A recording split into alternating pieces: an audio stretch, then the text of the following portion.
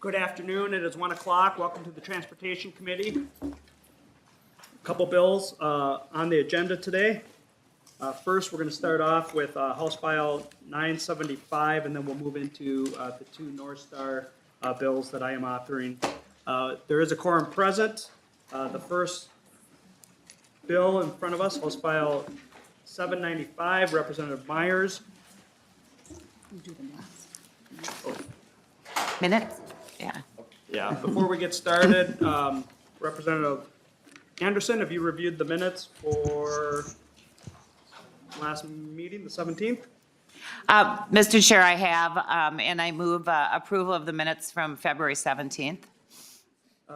Representative Anderson has moved the approval of the minutes for February 17th, 2025. All those in favor? Aye. Any opposed? The minutes are passed. Okay, then very importantly, Representative Myers, is this your first bill in front of the committee as vice chair even? Yes, it is. Would you like to apologize to the committee before you even get started? Those are not yours. There's a bag of cookies back here. Somebody pointed out I was maybe going to steal them, but yeah, I'll have to bring. Representative Myers, it would be highly unadvisable to steal the Girl Scout cookies that the chair has brought for his hearing. And I'm not a freshman. No, I'll get you guys next time. Okay. Welcome to the committee. Thank you for bringing the bill forward. Please introduce it. Thank you, Mr. Chair, Lead Cagle. So this is House File 795. What this is doing is just giving us more options and opportunities for drivers' appointments at DVS.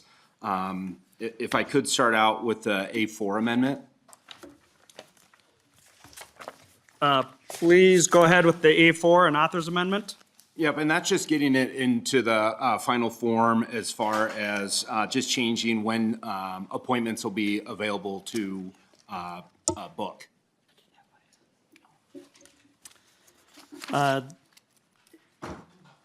Representative Myers moves the, what was it, the A4? Yes. The A4 amendment.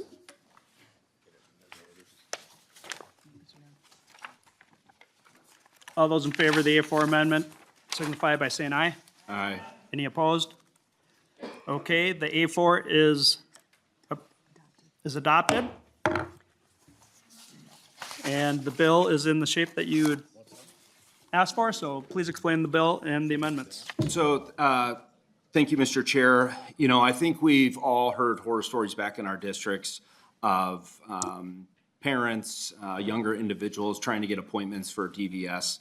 What we're trying to do here is just increase those options and opportunities for people, you know, to get in there. I don't have kids that are 16 yet. My oldest is 12, but I've heard enough horror stories from my friends that have kids where it's been very hard to find an appointment, looking really far out, having to get on at midnight for some of these openings. You know, I know DVS is trying to look at some new things. They're, you know, progressing in the right direction, but I think this helps us to address the backlog of when appointments can be made available. And then there's also a section in here under Section 2 that talks about fees, or what I would say more of trying to incentivize people to follow through with these appointments. You know, I think we may hear from DVS here on the amount of people that aren't showing up, which I believe is around 20%. You know, we're trying to find those opportunities to get people to show up, fulfill the need, and clear that backlog. And I know there's a couple of amendments, or happy to take any questions. No, thank you for bringing this bill forward. As a father of two teenagers who recently went through the pain of this, I appreciate it and worked on it in the past as well. Let's move to the other amendments. Lead Cagle, do you want to do the A5 or 3 first? Which one do you want to do first? We'll start with the A5 amendment, Representative Tapke. Mr. Chair, I will move the A5 amendment. And then Representative Cagle, do you want to talk about it or you want me to talk about it? And then Representative Cagle will, since she's Go not ahead, voting member, Representative will- Cagle. Thank you, Mr. Chair. The amendment that I worked on with Representative Tapke would kind of gate appointments. So the first month would only be available to people who live within the county or an adjacent county, and then it opens up further and further to the public. So it really allows for people who are in Greater Minnesota to make sure that they have primary. They get the primary availability to those appointments. Thank you, Representative Cagle. Any of the members have questions on that? Representative Myers? Yeah, thank you, Mr. Chair. Thank you, Lead Cagle. I think everybody on this committee wants to figure out the best way to address this backlog we have and the problems that we're having. With this amendment, how I look at it is, DVS is a service for, everybody in Minnesota, no matter where you're at. I'm trying not to limit some of that, so because of the amendment, how I look at limits it, I would ask members to vote no. Representative Tapke? Thank you very much, Mr. Chair, and Representative Myers. So this comes forward because we heard time and time again, constantly last session in transportation, and I know you weren't here for that piece, but time and time again, anytime we tried to talk about exam stations and taking exams, is that a huge portion of what we were told constantly was the problem was that Metro folks are going into Greater Minnesota and taking up all of the spaces that were available there, and then local people throughout Greater Minnesota were unable to get the tests taken that they wanted to take, and so this would help to alleviate that problem, and I really hope that we are taking this amendment to make sure that we are being fair throughout the state. Thank you, Representative Myers? Yep, thank you, Representative Tapke. Again, I think DVS is doing some good things to expand that, and I feel like this amendment would cut off some of that. I think we need to have that opportunity. If a family is traveling somewhere, they know they're going on a vacation somewhere at a different time. DVS is for everybody in Minnesota. If I'm, traveling to the North Shore with one of my kids when they get to that age and we can set something up, I think we need to have those options and opportunities. So again, I would just ask members to vote no. Thank you for those comments, Representative Myers. I know that the department is here. Director Zhang, if you want to weigh in on this amendment. So as you go to the testifier table, Representative Olson. Thank you, Mr. Chair. And to the author of the amendment, I'm looking at this amendment, and the way it was presented was that, for the first 3 months, it's going to be open to only people within the county. It doesn't look like this gate that you're creating actually has a door in the gate. Then it looks to me as though this will forever require an individual to go and take their test within one county or the next county. The way this is written does not appear to have a gate whatsoever.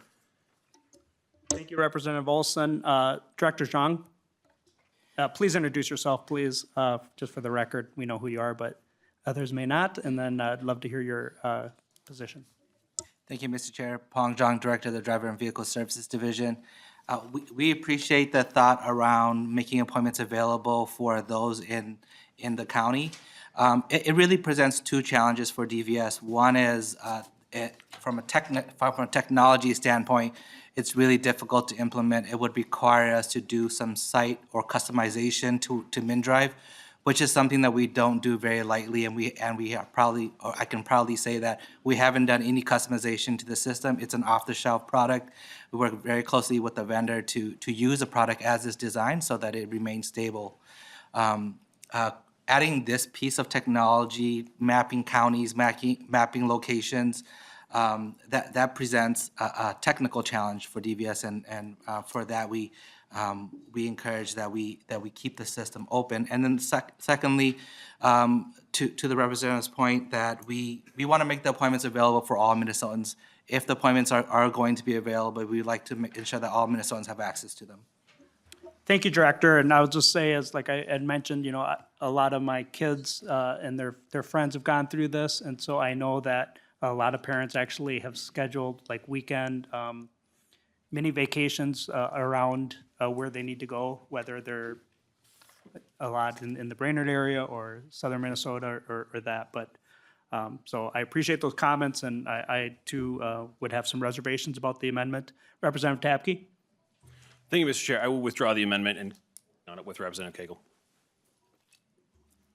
Thank you. The amendment, the A5 has been withdrawn. I appreciate the discussion. Important topic to have. We do have a fiscal note that wasn't in your packet. If we could have one of the pages, distribute that for the members. We're going to move, before we go to testifiers, to the, I believe it's the A3 amendment. Representative Green? Thank you, Chair. And thank you, Representative Myers, for bringing this bill forward. I would like to move A3 and talk a little bit about that. So, and I hope you'll take this as a friendly amendment. I do want to give kudos to the DVS. I have a 15-year-old daughter, and we just did her permit test, and we were in and out in 45 minutes, which was fantastic. So I know there's a lot of progress moving forward with the availability of appointments, which is the goal of that I think everyone in this room has. So this amendment is looking at the fees. And when I first read the bill, I was like, yeah, accountability, I agree. And then as I thought more about it, I am just concerned of the unintended consequences of what this would mean, which would mean that if a kid is sick, they're still going to bring him to the appointment. And then if the kid is sick and then they're in a car with the driver, then potentially that driver is going to also get then sick and might be out for 2 or 3 days. So then we have another issue with the backlog. And so that's one of the reasons. So I feel like we need to make it accountable, but yet not so much so that they would make decisions that could put others in harm's way.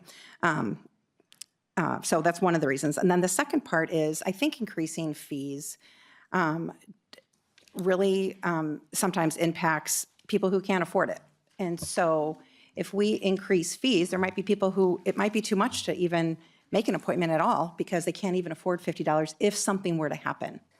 And so that's another area that I'm just concerned about the fees. And I think some of the other parameters that are in here, especially with the growing number of availability of appointments right now to date. I know that there's, over the last month, I understand there's been, I would love to hear from DVS on how many appointments are available as of today. So those are my two concerns, and hopefully you'll consider. Oh, great. Thank you. We're going to go to Representative Anderson, and then we'll go to the director. I have a question on the amendment. So it looks like it completely deletes section 2 of the bill, which would then delete all the fees. That section is all the fees within this subdivision. Every fee. Yes. Including the Representative existing Green, fee. if we also have nonpartisan staff, if you need. Yeah, I would just like some clarification on that. Mr. Burris, can you provide? Thank you. Does section 2, generates all fees, is that deleted in this amendment? Is that, I think that's your question. Yeah, Mr. Chair and members, so the amendment would delete section 2, which would be a change to the statute, but the underlying statute would then remain and be unchanged. So the current law fees would stay in place. Representative Anderson? Thank you. yeah, Thanks. thank you. Thanks. Director Zhang? Mr. Chair, thank you for the question, Representative Green. As of this morning, we have over 6,000 appointments available in all 10 regions. Again, the team has been working tremendously hard to make appointments available. Very proud of the progress we've made. Of course, we still want to do more. We want to be able to have appointments available whenever any Minnesotan wants that test available for them. And with the additional resources that the legislature provided last session, we're very hopeful that we're going to be able to meet that goal this summer. Thank you. Great, thank you for the answer. Representative Green, we speak through the chair. I'm but so sorry, Chair. Back to you. More grace, I appreciate it, Mr. Chair. No And, problem. Representative Myers, do you have any feedback for the amendment? Yeah, Representative Green, thank you for the amendment. You know, again, I think DVS is moving in the right direction to help, fill that backlog. And, 6,000 is a lot. I think we need to be moving forward with an incentive to get people to show up. I think the $20, which I think is currently right now, I think it's helped, but it's not helped enough. I think the premise behind this is to get people to make sure that they're fulfilling those within a timely, within a timely manner. So I would ask members to vote no. Representative Green, back to you. Yes, thank you, Mr. Chair. I appreciate that, and I also, though, feel like I have to ask, like, how does this make things more affordable for Minnesotans by raising a fee like this? Representative Myers? Yep, thank you, Representative Green. I think what we are trying to do here is deal with the issues that parents have to go through when they're trying to get these appointments, that they're up in the middle of the night trying to get these. And we have people that are, booking appointments that are just trying to book appointment to get anything on there, and then they're just either not showing up to this for no reason, or they're not trying to work towards this backlog. I think this is gonna give us an opportunity to address that by, you got a teenager that's, needs to show up, because I think $20 isn't something that's gonna incentivize them. I think if we can do this amount, it's probably gonna help with that backlog. Thank you. Representative Berg? Thank you, Mr. Chair. I have a question, maybe for the bill author, but possibly. So my concern is on line 2.28, the very first examination fees. Is it current statute that there's a fine for failing twice and before you're able to take a third crack at it? Representative Myers or Director? Yeah, sure. Thank you, Mr. Chair. Representative Berg, that is correct. After 2 fails, the third test, the customer has to pay $10 before they can take the test. Representative Berg? Thank you, Mr. Chair. And can you tell me why that is? I just, as a parent of somebody who did not pass on their first try, I guess maybe I have a soft spot for people who struggle a little bit. Can you tell me, is that to cover administrative costs? Like, just a better understanding of it, I would feel better about this being part of our laws. Thank you. Director Zhang, and then we have Representative Olson and Representative Kraft. Mr. Chair, Representative Berg, the intent of well, I shouldn't speak for the intent. I think the hope is that customers are studying for the test and they pass it the first time. When we have to retest, that takes up valuable resources and time. And so the incentive is to get folks to pass the first time. And we do a lot of things on our website and with information and resources so that folks can be prepared their first time and be successful that first go. And so that fee is a disincentive to not practice and to not study and to be there, to come prepared. Thank you. Representative Olson. Thank you, Mr. Chair. To the director, you just mentioned the phrase valuable resources involved in providing these tests. Can you shed some light on the cost of what DVS incurs when an individual signs up, takes a slot, and then doesn't show up? Now, right now, we've got a $20 fee if you don't show, if you're a no-show under 24 hours. Is that the total cost?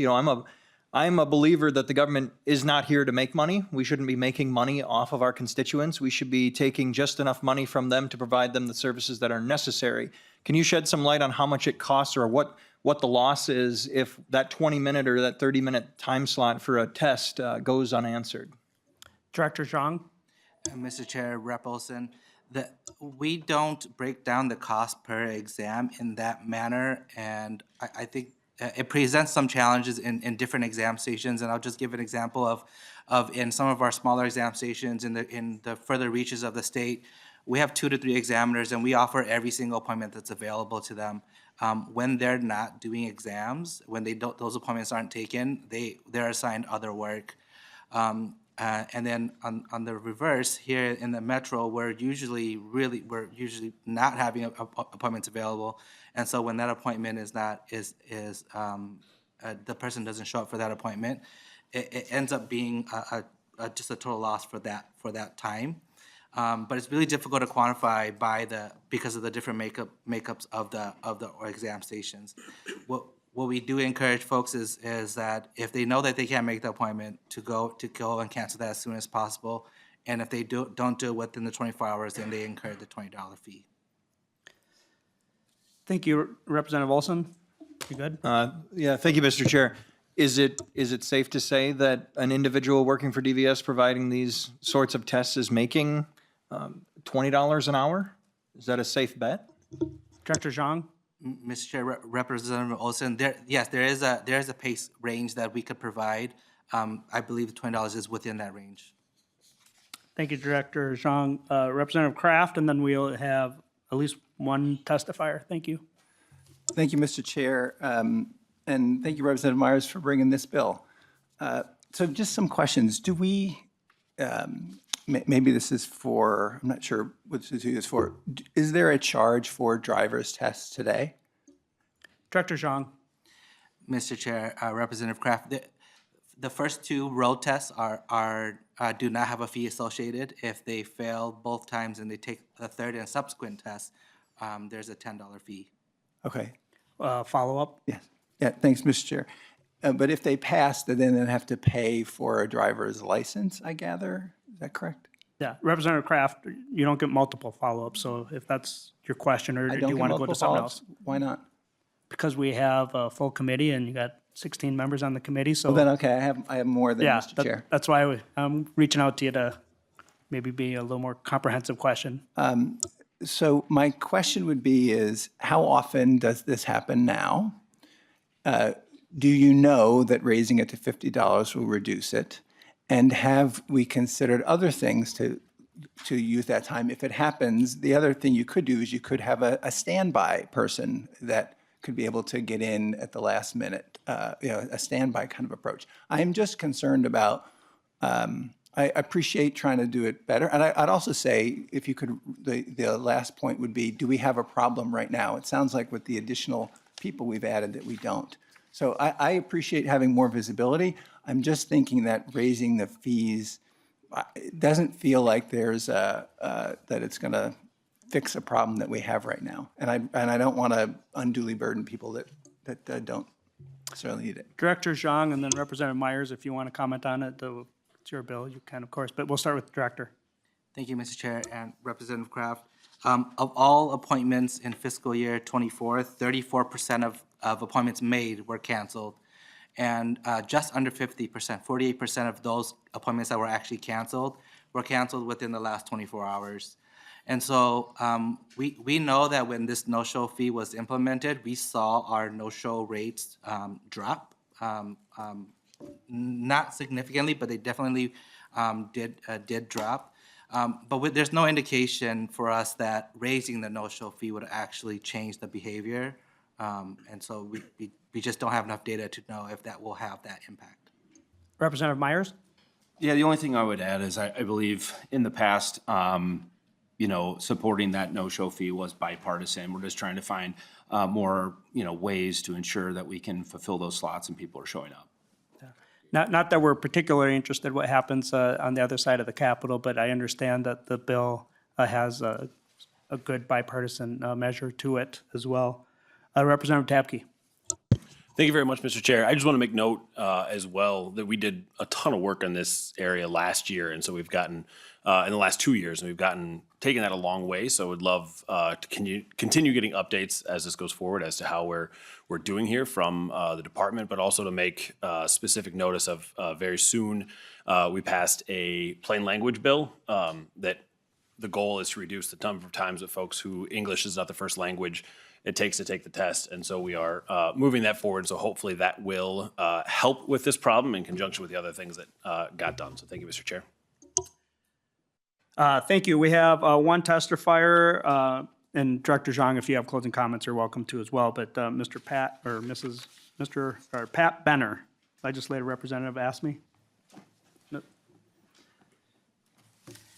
Thank you, Mr. Chair.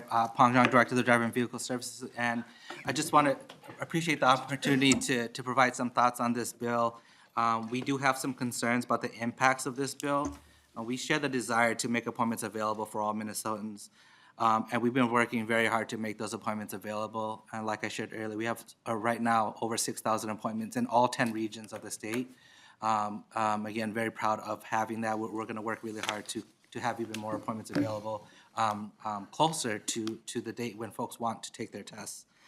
Our concern is that this bill will remove some flexibility for DVS to implement creative solutions should we find there's a benefit to do something like that. And a great example of that is we recently converted our Plymouth site to all Class D, just the passenger road test, to build some efficiencies there, create some focus, and so we can really churn out appointments. We've seen a dramatic increase in appointment availability because of that work at Plymouth.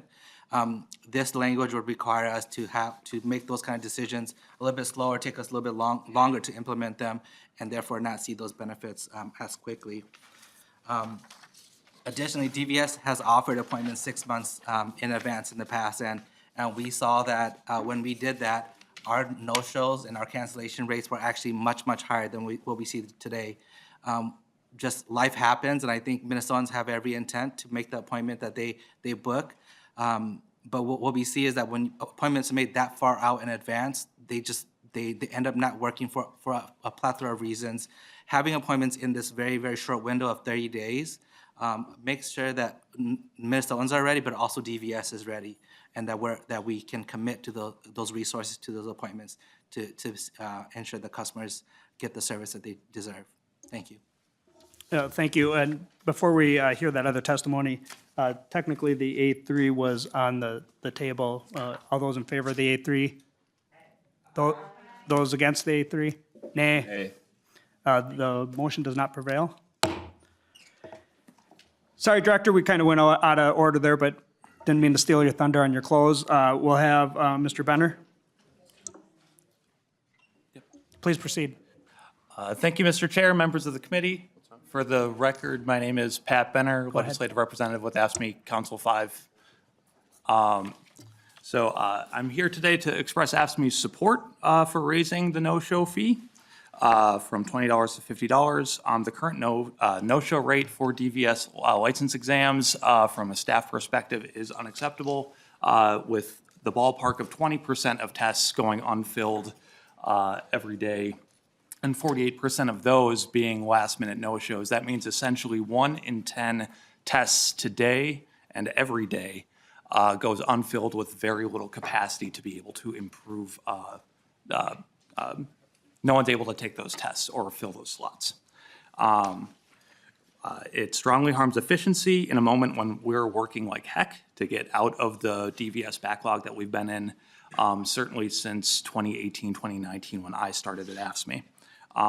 That being said, we are not necessarily wed to $50 being the final fee, nor do we envision needing to keep this fee long-term. If folks were interested in exploring a sunset on increasing the no-show fee or on the no-show fee altogether, or having some sort of study to get better data as to how impactful the current no-show fee or an increased one works, we'd be happy to support that as well. But it is a situation where we, as staff, have made quite a few sacrifices over the years trying to improve efficiency. So since 2019 and COVID, obviously, there was a massive consolidation of testing locations. That meant that a lot of our workers went from commuting 10 minutes to their local station. They're going up to an hour away to a different one. We dealt with, of course, some very frustrated people over the years, including folks who have physically assaulted or threatened much more violent assault against our staff, which is why you all appropriated additional security cameras for testing locations, which we appreciated that you did. And now in the 4 metro area testing locations, we are open on Saturdays and Sundays. That was a change in policy. It used to be a just Monday through Friday thing. Our members are not paid any more for doing that work, but we do recognize that it is all important to try to get through the backlog, and we do feel that adding some additional deterrence may improve efficiency. And like I said, if it turns out it doesn't, we can absolutely revisit it. But those are sort of the extent of my comments. I sort of wanted to get in before the amendment was on, but yeah, it was a little different. So sorry about that. But thank you, Mr. Chair and Representative Myers. Yeah. Thank you. Appreciate your testimony, and certainly as a father that recently went through it, I appreciate the work of the driver's exam people. Very courteous, and appreciate how they handled my children. We're just going to lay the bill over, so any final comments? Representative Kraft. Thank you, Mr. Chair. So just, I would encourage, I'm listening to this, and what this screams out to me for is a standby list. You know, if you're having 1 in 10 that aren't there, then people may be really urgent, and having a standby with a text list or something like that to get people to come in. It seems like that kind of an approach would deal with this issue a lot more effectively than, potentially a lot more effectively than raising rates where no one has said that it's going to solve the problem. So I would just encourage that. I appreciate the comments, and if you dig into it a little bit, I think there is kind of a standby list. You can show up and hope that somebody cancels, but that takes a lot of resources for parents and students to be there. But we're going to lay the bill over, and if you have better suggestions, I'm sure Representative Myers would be willing to talk about it, and we can explore those options. Seeing no other member comments, Representative Myers, your final comments, please. No, thank you to the testifiers. Thank you to the committee for hearing the bill, and, let's keep moving in the right direction. House File 795 is laid over. Representative Myers will assume the chair, and we'll move on to the next two bills. Mhm.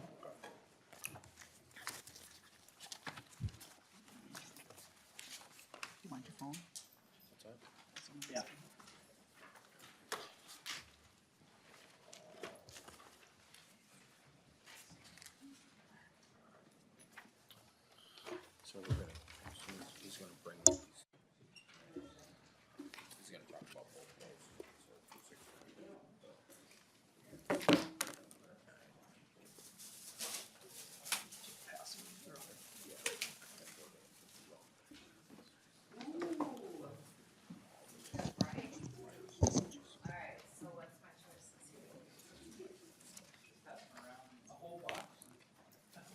You can pass some on this side too.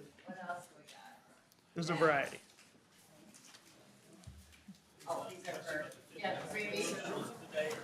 It's in bounds.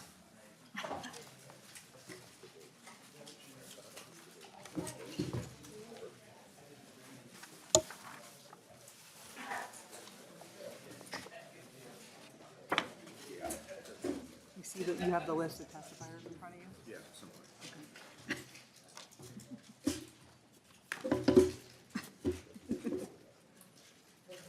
Mr. Chair, I thought there was no props.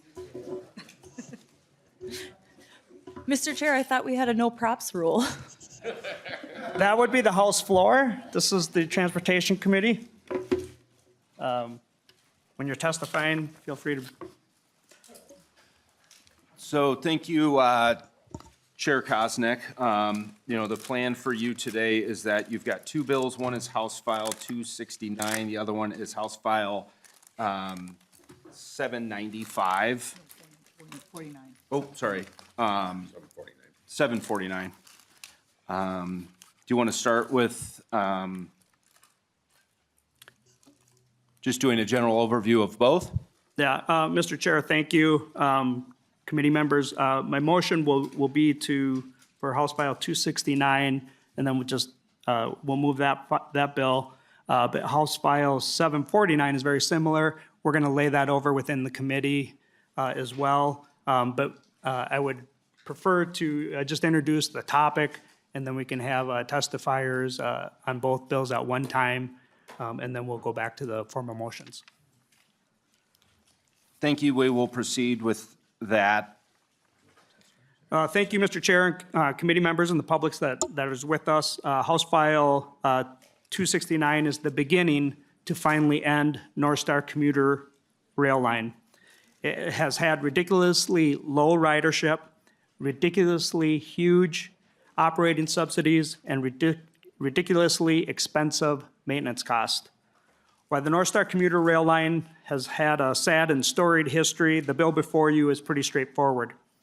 The bill directs the Metropolitan Council and the Minnesota Department of Transportation to request a federal waiver of obligations and to discontinue the Northstar operations. So, Mr. Chair, I would move House File 269 to the General Register. And then I'll have more testimony. So your motion's to move 269 to the general register. That is my motion, Mr. Chair.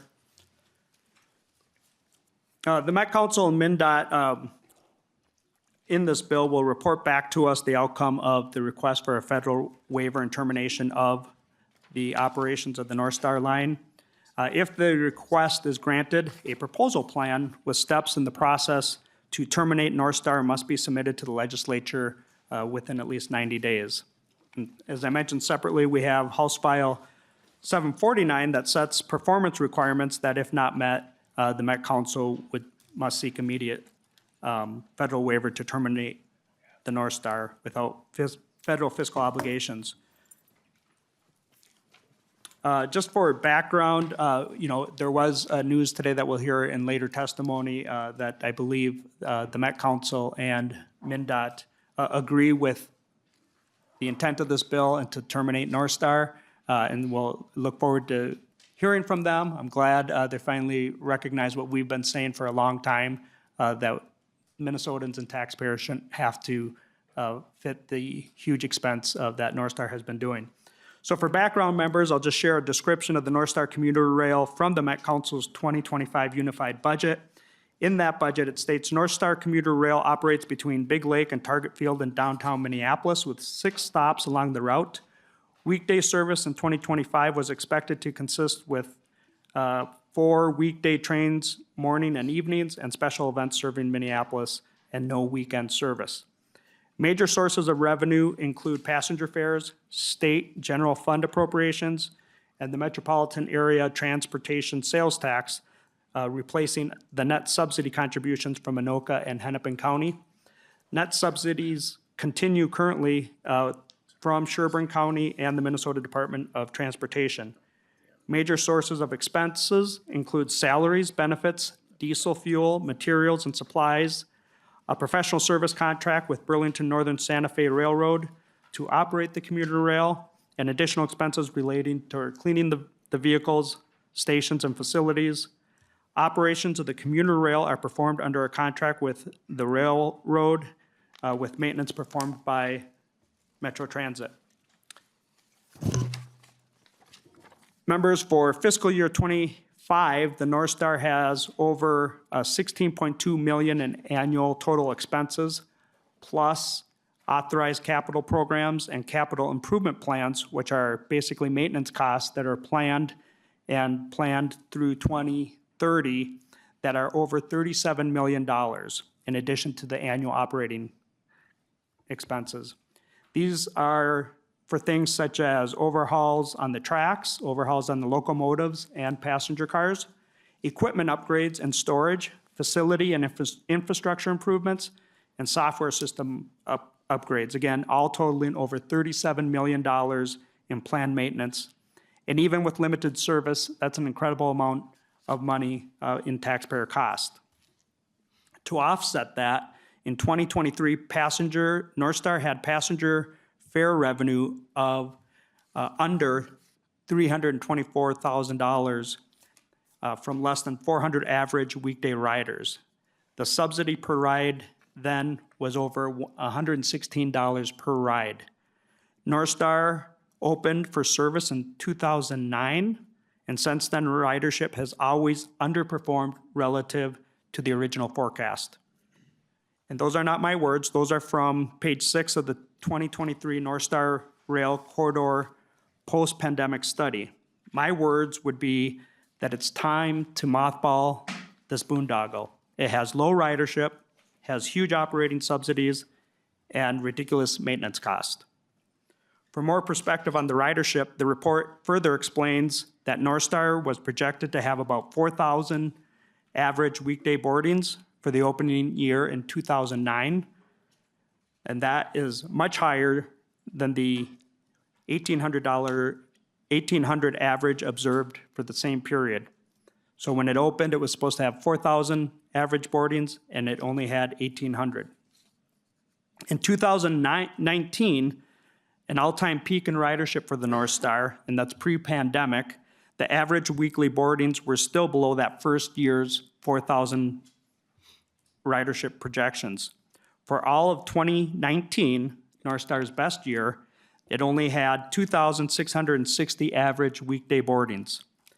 10 years of operations, and it was still significantly below the first year projections, and today it is horribly worse.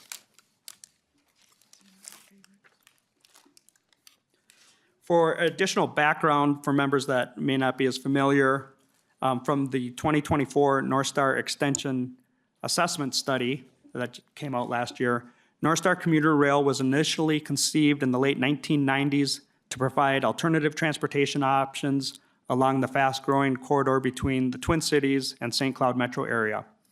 The initial commuter rail feasibility study in 1999 conducted by the Northstar Corridor Development Authority. It was assumed that the northerly terminus of the corridor would be the city of St. Cloud and potentially extend to the town of Rice. The Development Authority was a joint powers agreement formed by the state to develop commuter rail in that corridor. The NCDA prepared a preliminary engineering report in June of 2001 and submitted that to the FTA.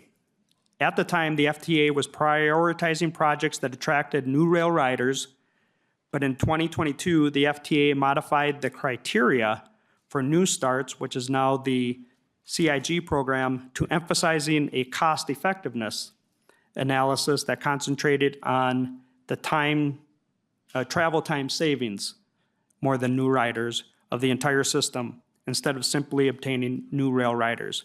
The Capital Investment Grant Program, or the CIG, is the FTA discretionary grant program which funds transit capital investments, including heavy rail, commuter rail, light rail, streetcars, and bus rapid transit. With these changes in the methodology, the Northstar Corridor Development Authority concluded that for the Northstar project to remain competitive in federal scoring, several changes needed to be made. Most notable changes was to revise the project scope and to terminate at the Big Lake station rather than in St. Cloud. This change caused the elimination of the proposed stations beyond Big Lake, the proposed Coon Rapids Foley station, and the Northeast Minneapolis stations. In 2009, Northstar Commuter Rail Service began operations between Minneapolis and Big Lake, serving 7 stations: Target Field, Fridley, Coon Rapids, Anoka, Ramsey, Elk River, and Big Lake. The Northstar is a Metro Transit service operated by the Burlington Northern Santa Fe Railway on BNSF tracks and right-of-way. At the time, this service was considered to be Phase 1. Phase 2 was the planned extension to St. Cloud that would be built once certain ridership goals and other criteria were met. Interestingly, the 2023 legislature actually spent $4 million on this extension study. It has 2 reports, and the second one, evaluating the elimination of Northstar, was about 3 or 4 weeks past due and just released at 11 o'clock today. The MnDOT assessment study also does not address project viability or feasibility. The report is not limited from addressing project viability and feasibility, but I think taxpayers should get an opinion from MnDOT for the $4 million study spent. I'm disappointed that it took them until 11 o'clock today to release their study, and without any advance notice or courtesy of the study being released today.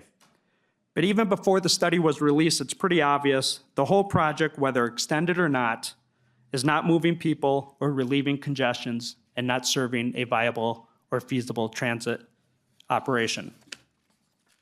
The Northstar is not feasible or viable. It is a loser of a line that needs to terminate. Taxpayers are tired of increasing taxes and shouldn't have to keep paying for this loser.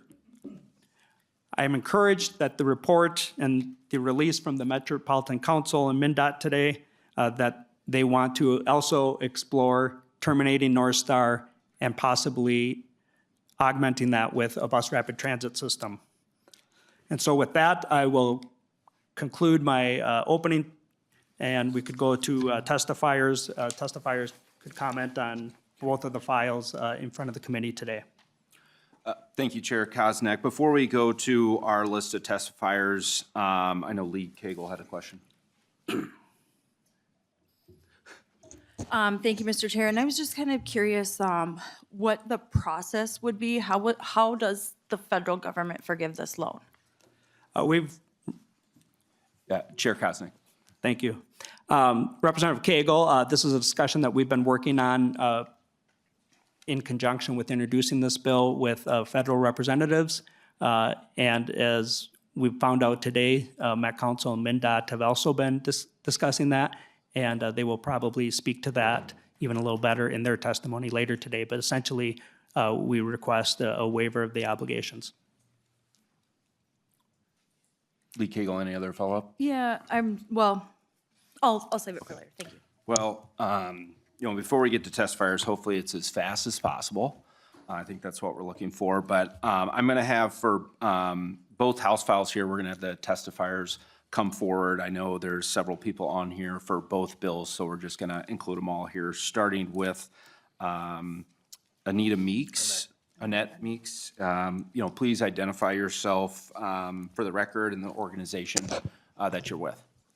And Mr. Vice Chair, just for the committee's information, we'll go through the testifiers, and I look forward to a good discussion on that with the departments. Mr. Chair, thank you. Good afternoon, Chair Myers, Chair Koznick, committee members. My name is Annette Meeks. I'm presenting today a bit of a historic overview of the failed Northstar Commuter Rail service. I do so as the former chair of the Metropolitan Council's Transportation Committee, who was in that position when Northstar went online in November of 2009. At the time, it served, as Chair Koznick just said, a 40.1 mile service from Minneapolis to Big Lake. Well before my service on the Met Council, the council appointed by Governor Ventura, led by Ted Mondale, along with county commissioners in Anoka and Hennepin County, began developing this plan in 1997 to develop Minnesota's what they believe first commuter rail line. At that time, as we just learned, the line was 81.8 miles long, running daily. They ran into a blockade, of course, when the George W. Bush administration changed the requirements for commuting rail, which required there to be a cost effectiveness, which Northstar never, ever could make. The only way they could qualify for the federal full funding grant agreement was to cut the line in half, cut out some stops, and try and make it as cheap as possible. We even had to cut off Wi-Fi from the line. That's how the line eventually became what we know today as Northstar. I've waited for 14 years, committee members, for someone to have the courage to do what Chair Koznick is doing today. And this has to stop this wasteful rail plan that never, ever should have been operated. When it opened in November of 2009, it's worth noting that according to the Met Council, quote, ridership in the first 15 days averaged 2,207 riders per day, short of the goal, even in the first 15 days of 2,460. We were told to disregard those 2 months of riders, though, that the only months that would matter started in 2010. Since 2010, ridership was projected to be almost 900,000, yet it has fallen short every single year. Facts have often gotten in the way of transit advocates who've advocated for more, not less, rail service, including expanding it to St. Cloud. So I'm going to give you 3 very quick, alarming statistics from transit studies from comparing Northstar to rail service in other similar-sized cities that have existed along at the same time as Northstar. Amongst our peers, Northstar has consistently had the lowest ridership.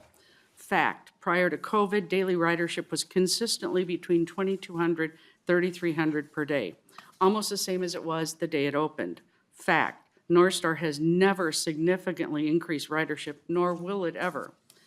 Since COVID, Northstar ridership is down to approximately 300 daily riders. Planning documents show it was supposed to be nearly 4,000 by today. Amongst peers, Northstar has the highest per passenger subsidy amongst like-sized commuter rail systems, period. Fact, in 2019, daily ridership averaged a public subsidy per rider at approximately $19 per passenger each way, $38 for a round trip.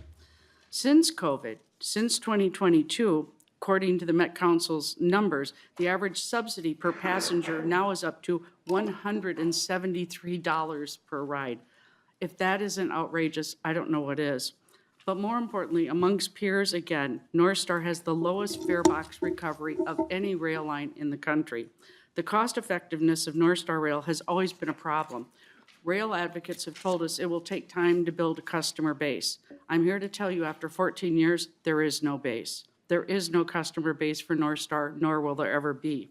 But more importantly, it's taking money away from transit systems that could use that, including bus service, light rail service inside the metro area, and it's all going to support, out of general fund revenue, the Northstar failed rail line. The fact remains, Minnesotans have been paying dearly for 14 years for a dream of just a few county commissioners that somehow Minnesotans will take the train from Big Lake to downtown Minneapolis every day to commute to work. That ridership never materialized, nor will it ever. The reports and recommendations put forward by Chair Koznick today merit your very serious consideration. It is one of the biggest boondoggles in state history, and it is time to bring it to an end. Thank you for your time. Thank you for your testimony. Next up is Jesse Cook. After that will be Darwin Schauflane? Yeah. Please state your name. Thank you, Chair, members of the committee. For the record, my name is Jesse Cook, and I'm a resident of Minneapolis. If you spend the day at Denver Union Station, you'll see 72 commuter trains on RTD's A line. On the other side of the Rocky Mountains, Utah's frontrunner will pass through Salt Lake City 30 times per direction. Caltrain will pull into San Francisco 52 times, and Metro's electric district will send 64 trains from downtown Chicago. Meanwhile, in Minneapolis, the Northstar will depart Target Field just 4 times. It's no secret that the Northstar is underperforming. After all, that's why we're here today. But cutting our fastest and most consistently on-time transit service will be detrimental for our future mobility needs. We know that the Northstar can be successful. The key is flexibility. Running just a few times a day with only one reverse commute, that leaves no room for spontaneity. And it doesn't let the Northstar offer itself as a reliable transit option 99% of the time. So maybe the solution does involve bus replacement in the short term, but that doesn't mean we ought to abandon heavy rail entirely. The focus now should shift to adding capacity on the line, constructing that third mainline rail on the BNSF right-of-way, improving passenger service, yes, but also freight flow on the busiest corridor in the Twin Cities, finally allowing the Northstar to reach its full potential as a critical component of our regional transit network. Thank you. Thank you so much for your testimony. Darwin is next. Up after that is Joel Mueller. And just a reminder, 2 minutes for testimony. Good afternoon, Chair and members of the committee. I am Darwin Schaefer-Lane, a disabled resident and homeowner in Bloomington who is here to testify against HF 269. I grew up in Fridley, 500 feet away from the Northstar station since it opened in 2009, and for many years of my life, this train was important for trips, whether crossing under the tracks to get to my elementary school or perhaps my Fridley High School special education class, going to a Twins game, or maybe any number of trips my friends in Buffalo or St. Cloud have had to come visit the Twin Cities. The Northstar is more than just a transportation option. It is a formative experience that defines many childhoods, including my own, and remains relevant as a transportation option as adults. All over America, riding the train is a normal life experience and makes living in this messed up country just that much more bearable. Whether you live in Santa Fe or Ogden, whether you've got trains like the Rail Runner and Front Runner running frequently, actually connecting to the cities they were intended to be built for, instead of being sabotaged from jump, in which I will elaborate on my testimony against HF 749. A bipartisan agreement was reached in 2023 wherein the Northstar was to be evaluated for extensions or possible bus replacement service, as we come to find out today, as a concession to the Republicans. This bill is completely redundant and would make the ongoing legislation in that study not only more expensive and needlessly delayed for everybody, so even if you want the Northstar to be ended, It's only going to make the process longer, and it is completely unnecessary. I urge this committee to let HF 269 die right here. Thank you. Thank you for your testimony. Joel Mueller up, and then Brady Rathbun next.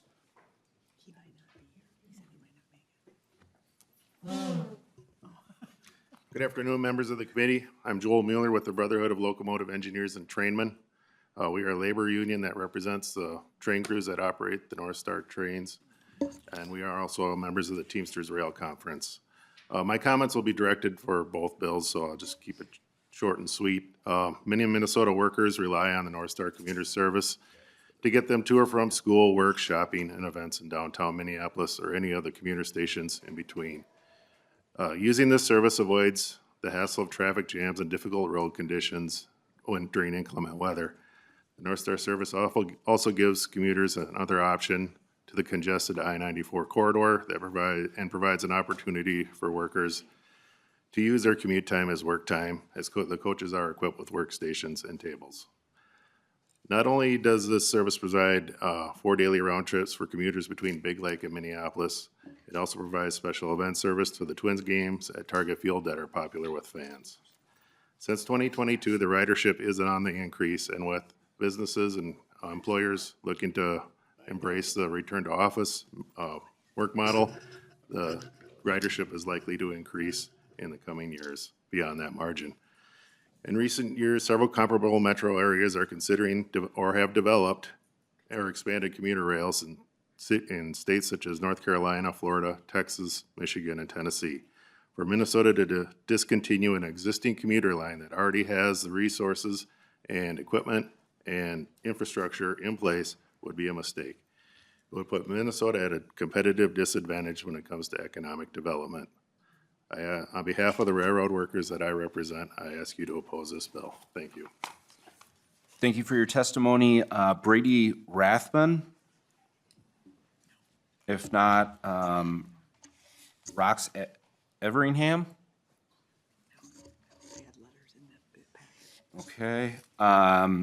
Katie Nicholson.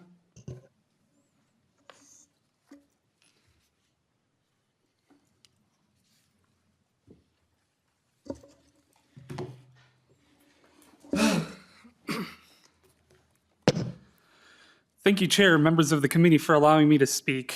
My name is Katie Nicholson. I live in St. Paul and care deeply about the future of public transportation for all areas of the Twin Cities. I oppose HF 749 because I believe in Northstar's future. Northstar, which is a small percentage of the Met Council's budget in the grand scheme of transit, has scheduling that does not allow for flexibility for trips outside of a 9-to-5 job. However, I think with better scheduling, Northstar could be a fantastic train line. Data shows that pre-pandemic, Northstar had a per-passenger subsidy of $19, which is on par with many of our current-day local buses, despite the scheduling back then not being up to par with LRT, local bus, and bus rapid transit routes. While the post-pandemic subsidy is overall higher, this number has also gone down from $173 per passenger in 2022 to $116 per passenger in 2023, which coincides with an extra trip added in both directions in October of 2023. The data also seems pretty clear that on the fact that the lower frequency and lack of funding compared to other transit modes is hampering the potential success of Northstar, not to mention the lack of a direct one-seat ride to St. Cloud. HF 749 is also worded specifically in a way to force Northstar to try and hit targets that it hadn't even hit pre-pandemic, which is very much intentional and designed to kill the Northstar line instead of giving it a fighting chance to create ridership. While I do believe that there is a nuanced conversation to be had about Northstar's future, it's clear to me that in regards to rail in Minnesota, that the opposition is not acting in good faith. If it was actually about better transit, the money saved would go into other public transit investments and not the general fund. Chair Koznick wants to kill this line seemingly because it's a waste of money, yet despite this, he has no issues seeking out $40 million in funding for the reconstruction of one interchange in Lakeville. MnDOT also has plans to reconstruct I-35W in Burnsville between the river and the split, which will cost $80 million, with other construction coming later down the line that will add even more expense. In comparison, the cost of the Northstar line is a drop in the bucket. I hope that we can rethink and oppose this bill, and I thank you for your time. Thank you for your testimony. We'll go next with Charlie Zelli. Chair Zelli. And Mr. Chair, if I could just comment, the project that was questioned, which is probably not within decorum, is a $40 million project on the interstate that has hundreds of thousands of riders every day. So it's not really a fair comparison, but it's a free country. You can say his testimony, but the fact of the matter is, it sounds like the decision is being made, so I look forward to the continuing testimony.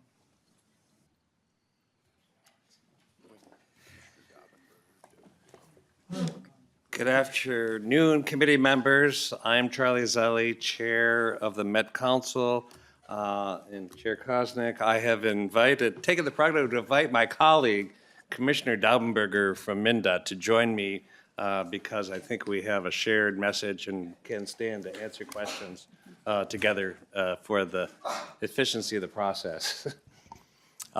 First off, and I'll just really be brief, we actually support the idea of carefully evaluating and exploring the alternatives to commuter rail. No question, the subsidy of some $115 per trip is not acceptable. And although Northstar was performing much better before the pandemic, it wasn't a stellar performance. However, we think it was visionary. We support and actually appreciate deeply the work of BNSF and all those who were advancing the idea of even expanding commuter rail. But since the pandemic, the ridership has dropped to approximately 16% of what it was in 2019.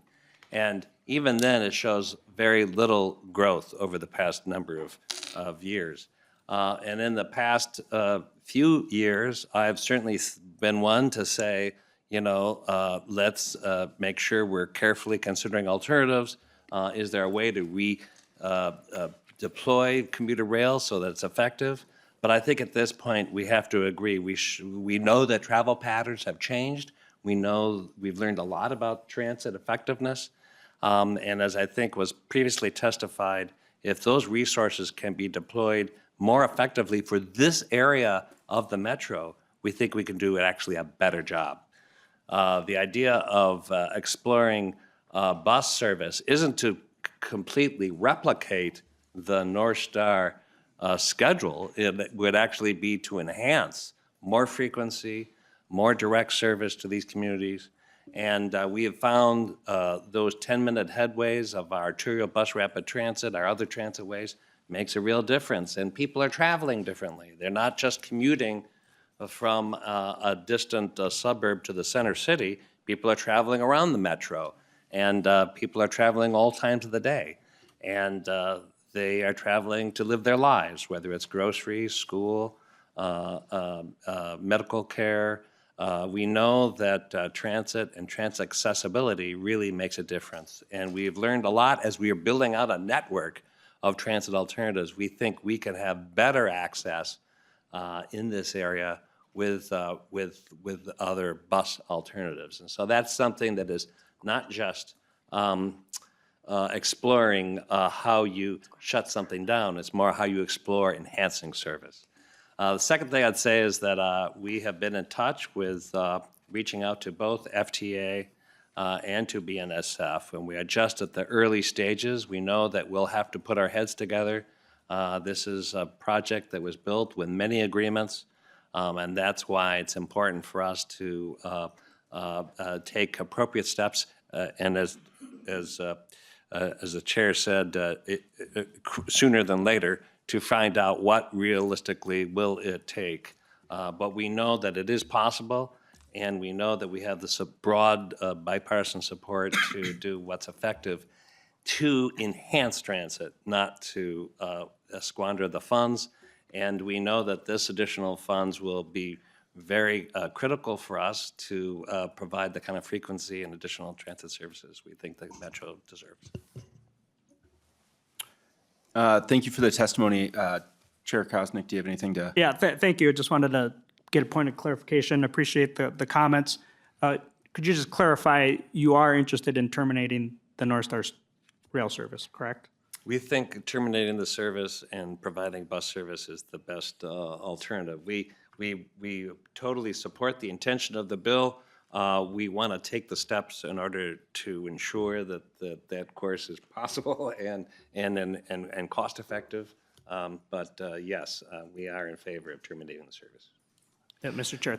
Thank you, Chair Zelli. I appreciate the clarification, and it's something we've worked on for a long time, so we finally have something to celebrate that we agree.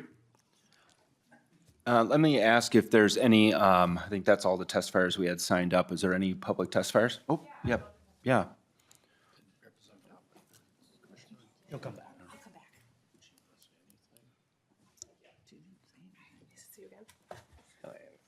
Hi, my name is Annie Buckle. I'm so glad you're all gathered here today to talk about Northstar. 10 years ago, this month actually came down to the Capitol for the first time with people from St. Cloud. So I am from St. Cloud. I live in St. Cloud. I'm from the area where this train was supposed to go and didn't. So all of these, and I just really want to raise a voice. I grew up in Minneapolis, but I've lived in central Minnesota, first St. Joe. I was on city council. Now I'm in St. Cloud. I just ran for mayor. I didn't make it through the primary, but there are future elections. But I am from St. Cloud. St. Cloud is a place in and of itself that has widespread unity. It's incredible. It's awesome. 10 years ago, I began organizing the Northstar train, is what people tell me. And what I tell them is, no, Northstar organized me. The people in St. Cloud wanted the train. Just a couple weeks ago, I was in Salem Lutheran Church, where we're going to have a meeting on April 26th. It's a Saturday at 10 a.m. I just sent an email to all of you here on the committee. I hope I didn't miss anybody, that you're welcome to join us at that public meeting about the fact that we want passenger rail to St. Cloud. The beauty of it is that it's nonpartisan. Last time we were down here, we got Representative Baker from Wilmer, we got Senator Tim O'Driscoll, we had Jeff Howe, who's now a senator, we had Representative Tice. I know that Senator Jeremy Miller down in Winona wants rail service down there. Jim Abler, when he ran in a special election earlier, sorry, was it time? Anyway, but he also had that as one of three things. So this is not a partisan thing, as it shouldn't be. In our state constitution, we have transportation outlined. Public transportation is just one way for people to get around who either can't have access, who either cannot drive or cannot, access a car. I will say I'm a single mom of 4 kids. My oldest 2 are teenagers. Everything you were talking about, driver's license, was it Representative Kraft?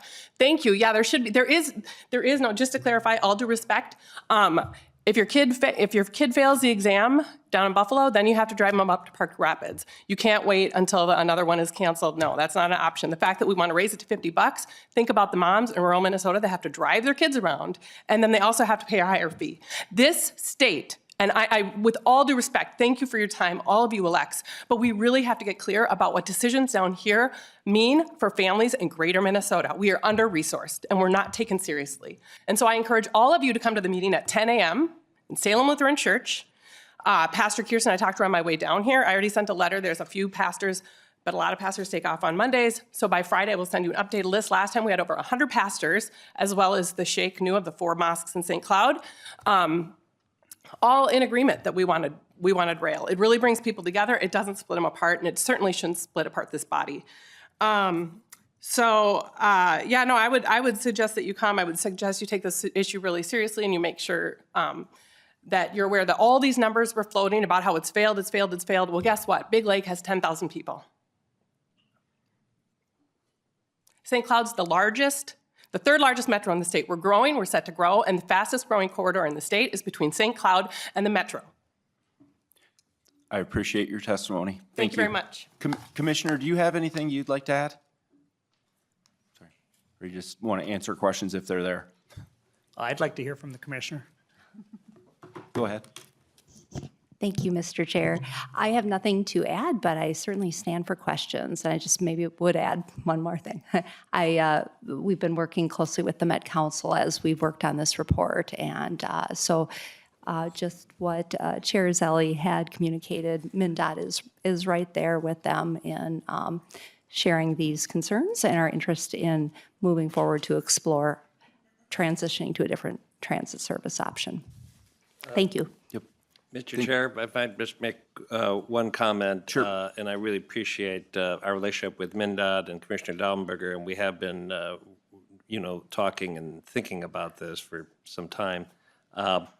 The one thing that I think is in the MnDOT report, and it's important in light of Annie Buckwell's testimony, the difference between commuter rail and intercity rail or intercity services. We think the trips to St. Cloud would be an intercity trip or Fargo, Moorhead, or beyond. And important to note that if we were to transition away from commuter rail, that doesn't preclude future intercity rail, projects like what has been considered for Duluth or what the second trip to Chicago. So this is just a kind of a different animal, and I really want to point out that that's under the jurisdiction of MnDOT, and when I speak about transit, that's more within the metro, our jurisdiction.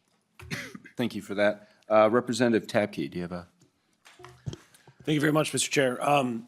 So this is piggybacking right off that question that, my question is piggybacking right off your statements there, Chair Zelli. So I'm assuming this is more toward Commissioner Daubenberger, but can you give us an idea as to what the future is or the plans are for intercity rail, both in Minnesota and the upper Midwest, and what those are? I think that we've had extraordinary success with the second train to Chicago, and that was highly divisive as we were passing that and putting the funding into that. And it is proven nothing but successful for getting people back and forth between Chicago and Minnesota. And so it's a really great thing there and can be great in other places. So can you talk about how intercity rail is planned, and then on the same line as that, as how does this line do intersect with those plans? Northstar, that be. Commissioner or Chair? Mr. Chair, I'll take that. Nancy Daubenberger with MnDOT, Commissioner. And thank you for that question, Representative. We are currently in the process of updating our state rail plan, and it's going to get at a lot of what you were just talking about. But I will add the second train from the Twin Cities to Milwaukee and Chicago, the Borealis line, which opened up in late May, has surpassed the ridership projections that we have. So that is intercity passenger rail. And with intercity passenger rail, we work with the Federal Railroad Administration. Commuter rail is one where the Met Council's worked with the Federal Transit Administration. So with that, we had projected over 125,000 or so ridership in the first year. I'm looking to my colleague, Matt Bailey, who's our Director of Passenger Rail. But we already hit 100,000 passengers in October, so just about 5 months into that. And so the interest we're seeing from Minnesotans and others in the Midwest in taking a train to move from one city to another, intercity passenger rail, has been shown to be good. And I know our Federal Railroad Administration, along with Midwestern states, are very excited to build out further passenger rail within the Midwest. Thank you. Representative Tabke, you have one follow-up here? Thank you, Mr. Chair. I've got questions for Chair Koznick. Would you like me to ask those now, or you want me to hold those until after the commissioners are finished? Yeah, go ahead. Okay, Chair Koznick. So that being said, with rail and the future of rail, and from your position as chair of the Transportation Committee, what do you see as the future for rail in Minnesota? And I think that with Northstar particularly, you're being extraordinarily unfair with the ridership and those kinds of things, because it would be like if we took I-94. I don't think that the comparison was out of line whatsoever as we're comparing rail to I-94, with the fact of if we cut I-94 off just this side of Monticello, it wouldn't have nearly the number of trips each day on I-94 either. And so that's what we've done to this rail line, is we haven't gotten it to the terminus and the 2 points where we need to make sure that we're connecting populations. And it just doesn't do that today. And I think that it would be significantly better if we did. But I also think that post-COVID, it's a good time to relook and understand exactly how it's going. So what is your future for rail as to what you think we should be doing in Minnesota and the upper Midwest? Chair Koznick. Thank you. Representative Tabke, I think overall, generally, to answer your question, we as a committee are going to have that discussion. We as a legislature have been trying to have that discussion, and we'll make a decision together, especially in the balance of power that we are encroaching on. So I'll tell you what I think, but today's report release, which I am frustrated that it was $4 million and 3 weeks late and then dropped upon us unfairly, in my opinion, 2 hours before committee. But I'm glad that the report does finally justify the termination of Northstar Operation Systems. As Chair Zelli has mentioned, it is also our position that or mine anyways, that we don't necessarily oppose exploring better, more cost-effective transit options in that corridor. We're just simply saying that we cannot and taxpayers should not continue to have this huge astronomical expense for something that is hardly used. If somebody takes the Northstar, and there are not very many, but if they take it to work and back 4 days a week, the subsidy on that is $928 in 1 week. If they're doing that, the few people that might be doing that for the whole month, we could buy them a car and a house. It just, the numbers are staggering, and you can't deny that. But that's the one part. The second part of your question about the future of rail in the state, and I agree. I am encouraged by the second line, the Borealis, and that was already an established line, and we increased service on that, and it seems to be being used. I don't know what the operating and cost and maintenance cost of that is, but that's a different ridership. And I think what the data has shown is that there isn't the ridership in this corridor to support a commuter rail. And so I think it's, the question is, how soon can we terminate it and start saving taxpayers' monies and providing better transit options for people in that corridor? That's what the question is. How soon can we do that? And the other thing, in terms of the rider or the service levels in the current Northstar, we've had 10 years of data and history. And yes, there was a pandemic, but if you take a look at the post-pandemic report, might be getting the name slightly wrong, but this corridor compared to its peers is even a loser. And so we need to recognize that. And I know that there's a romanticized ideal of riding the train and this and that, and we just don't have the density that we have in other regions like Manhattan or Los Angeles or Chicago. And so we need to recognize that. And I think it's important as a committee that we look at the data. And so I'm glad that we have this. I don't know that it needed to cost $4 million, but I'm glad that we have the data and it's our job to look at the data and say this is unacceptable waste of taxpayers' resources, and maybe we can do better. And I think I'm looking forward to some of the options that the Met Council and Chair Zelli and Commissioner Daubenberger will explore in providing transit services in that corridor. This is about just look at the fiscal data and the ridership data, and it's not there. But we can do better, and that's, I think, our job as a committee. Thank you. Representative Tabke, we do have a long list going. I'll give you one follow-up, then we're going to jump to somebody else. Thank you.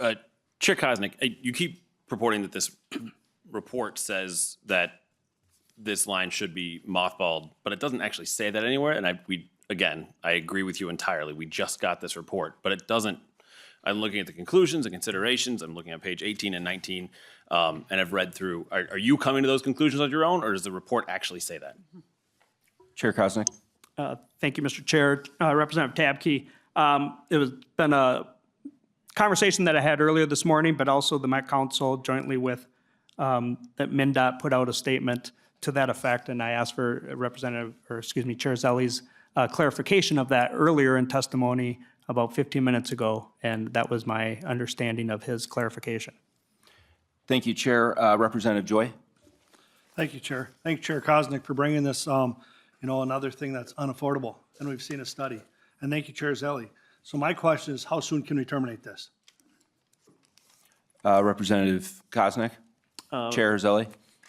I'll take a stab at it first, Mr. Chair. I think in light of agreement, we may have an author's amendment going when this goes to the floor to do it, to request that termination and begin that process even sooner than what the bill language is. But perhaps the chairman has a different. Well, Mr. Chair, Representatives, I think that this is very preliminary, and we need to meet not only with BNSF, our contracted operator, but the Federal Transit Administration, and there are implications for some perhaps financing that came from the state of Minnesota. So we'll have to talk to MMB. And obviously, we'll do that in collaboration with MnDOT. But I know that it was a very complicated set of agreements.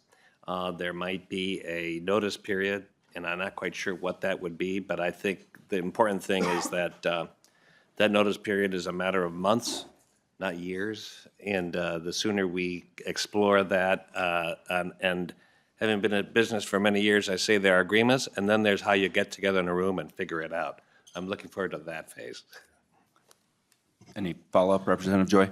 Thank you, Chair. And thank you, Chair Zelli, for using the word sooner, because I think it's very important to see how quick we can move along to get this terminated with what it's costing us. When we hear $928 a week for somebody to ride this, what it's costing us.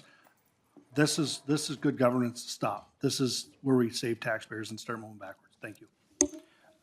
Lead Cagle? Thank you, Mr. Chair, and I think my comments might be more to the Commissioner and Chair. Sorry, I have to look at all my notes here. The Met Council District, if we were to terminate this and run buses up to Big Lake, would that be possible within the parameters of the agreement right now, since Big Lake is outside of the Met Council District? Mr. Chair, Representative Cagle, you're right. The transit jurisdiction that is Met Council, is the 7-county area. It does not include Sherburne County. I would say that the ridership there for those specific districts is probably even smaller than small, but we would certainly be working in collaboration with MnDOT to explore that. But I think our primary focus would be the near-end communities, Tunoka, where we see the bulk of the ridership. Thank you. So Elk River would no longer have service. So then looking at some of these numbers that were provided in the report, the land existing, or the right-of-way and land, it looks like it was estimated $110 million.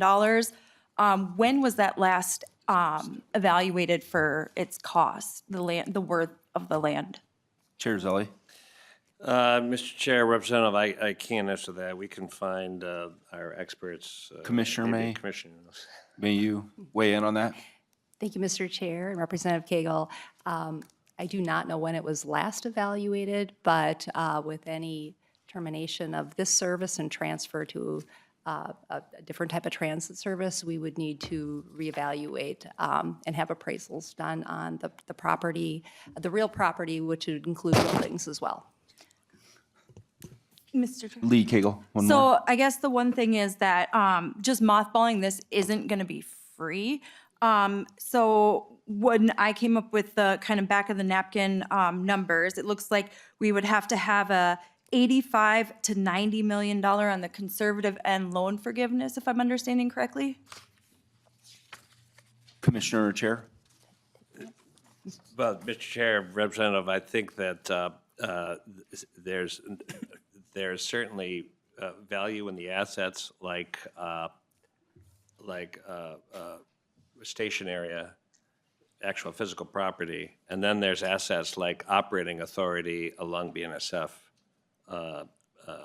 tracks, and which may have zero value. So I think that there's a question of how you, again, put heads together to figure out the puzzle.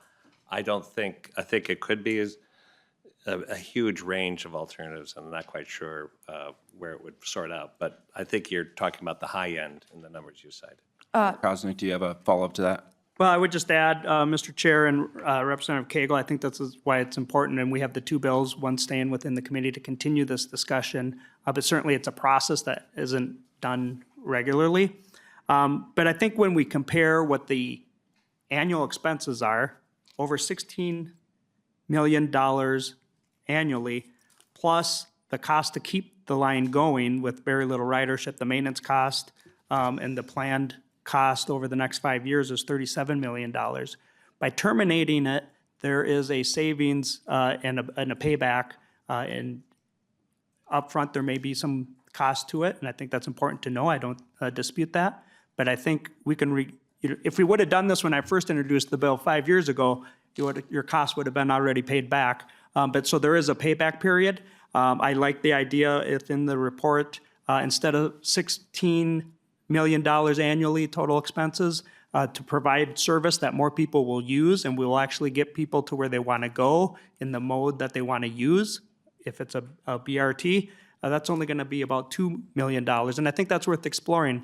The question again is just how quickly can we do this, start saving money for the taxpayers, and provide a service that they're actually going to use. That's equally as important as well.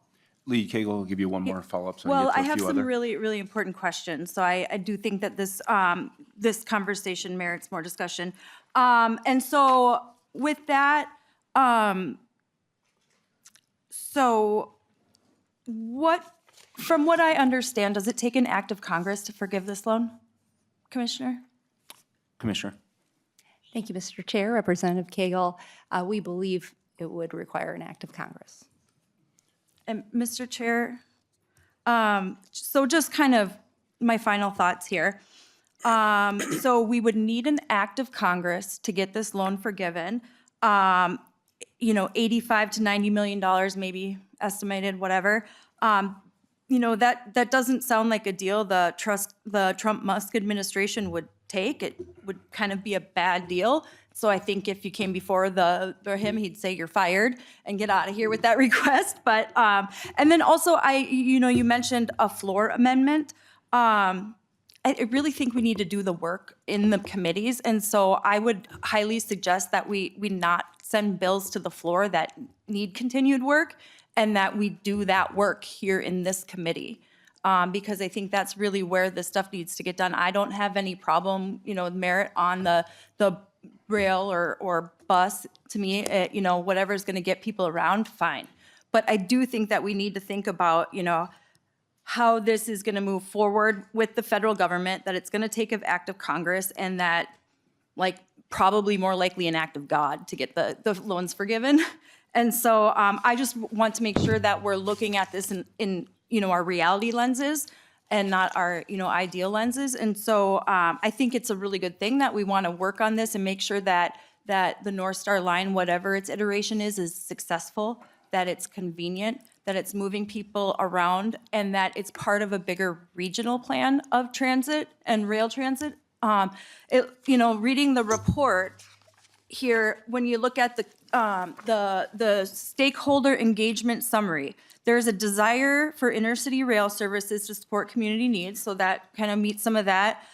Demand for modified and expanded services, and a potential demand for additional services. And so I think we need to listen to the communities. We need to listen to the community members and make sure that we're not coming in and telling.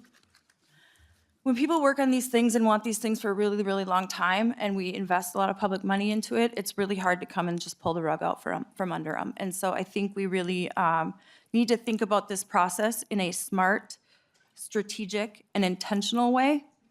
And I think this bill is a hopeful thing. It'd be great if the federal government would forgive us of our loans, but with this administration basically cutting, tons of federal employees and budgets, and I just don't see that the Congress would come together and just be like, okay, Minnesota, here's $100 million, see you later.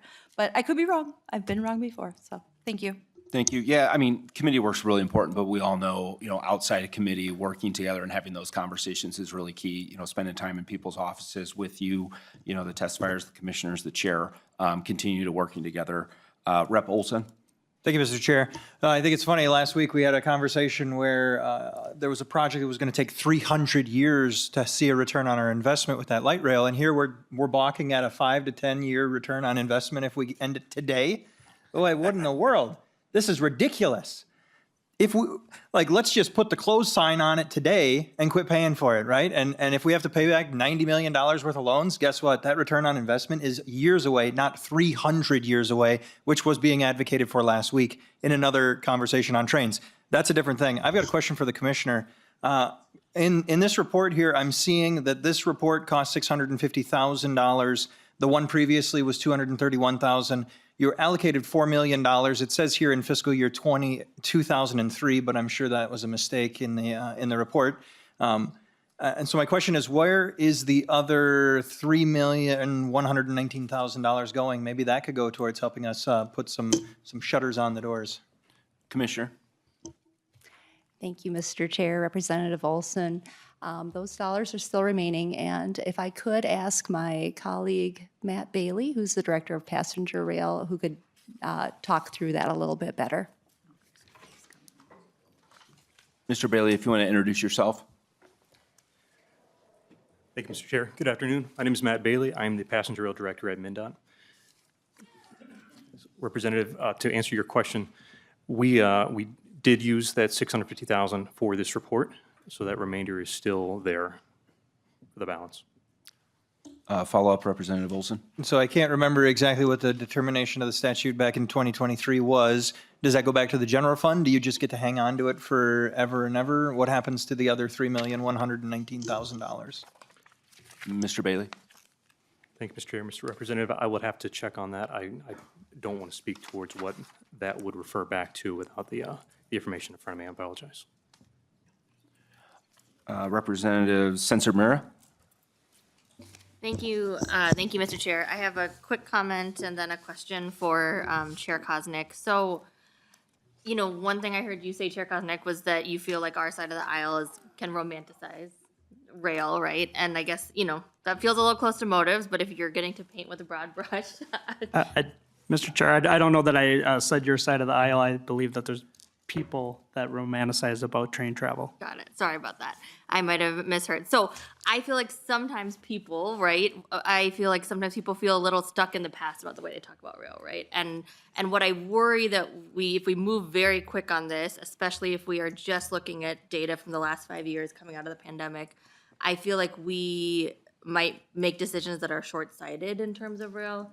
I have a hard time understanding how the rest of the world rail has largely been effective, right? Is what makes world-class cities, is what makes world-class destinations, is what brings in economic development. And I just have a really hard time believing that Minnesota is like the place where rail doesn't work, right?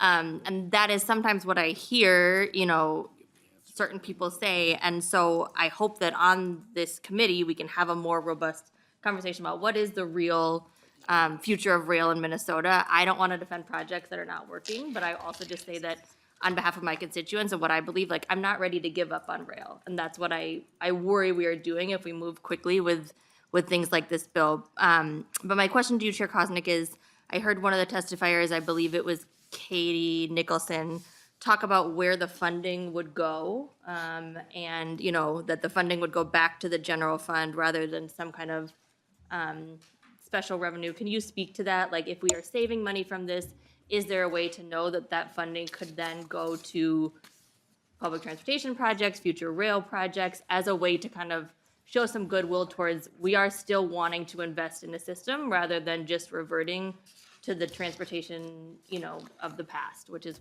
what I fear with a bill like this. Thank you. Chair Koznick. Thank you, Representative Sensor-Mira. This isn't a 5-year decision. We've had 16 years of data since Northstar started, and it's never met expectations. It's horribly below. Even at its best year, in my comments, the best year in 2019 was still below what the first year ridership was supposed to be, and we're beyond that. And even worse. It's supposed to have like 5,600 travelers a day, and we're like at half that.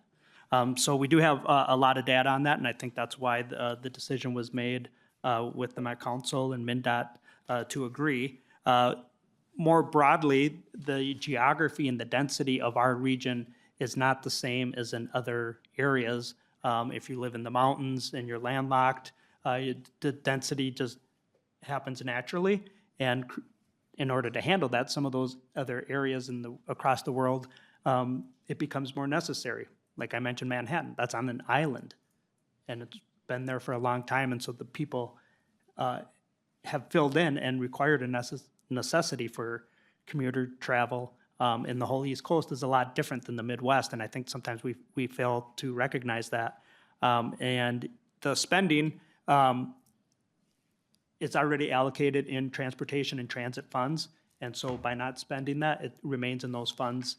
I think on the one bill, the second bill with the performance standards, it may say general funds. That bill is going to continue to be laid over. But my intention, and I hope the support of this committee, is to keep transportation dollars within the Transportation Committee, whether it's roads and bridges or rail and transit, and I have a strong commitment to that. So my hope is that, for Minnesotans and taxpayers, that we're going to stop losing money on this line, $16 million a year, $37 million over the next 5 years if we needed to maintain the system, and repurpose those dollars to use the modes that people want to use in the areas that they actually need transit more specifically.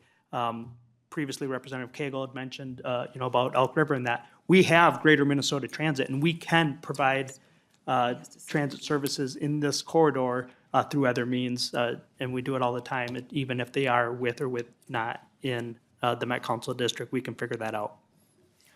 Thank you. Any follow-up? Thank you, Chair. Thank you, Chair Koznick. I would just say I would love to talk about the other bill and the spending, going back to the general fund. I think, I'm interested to have a conversation about how, if this line were to shut, we can make sure that those funds go towards, future thinking modes. So, thank you. Yeah, and I would say, Mr. Chair, if you don't mind, if committee members have a specific, golden egg to cure a congestion problem in a particular area, we're here to listen and do the work, and would be happy to repurpose the dollars to a specific project, or probably more appropriately, just put it back in and work out the entire plan. Thank you. Representative Jones. Thank you, Mr. Chair and Chair Koznick. Thank you for the opportunity to talk about Northstar today. I agree that I want our transit dollars to be well used, and this is an important discussion. And also, like many others, I lament that the train didn't originally go to St. Cloud. I think the Bush era change that forced the route to be shortened shows some of the unintended consequences of designing programs or funding on the basis of cost effectiveness. How we design our formulas really, really matters.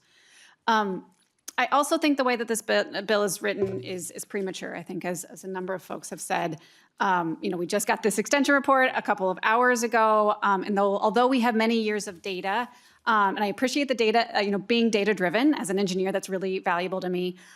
We need to have a plan.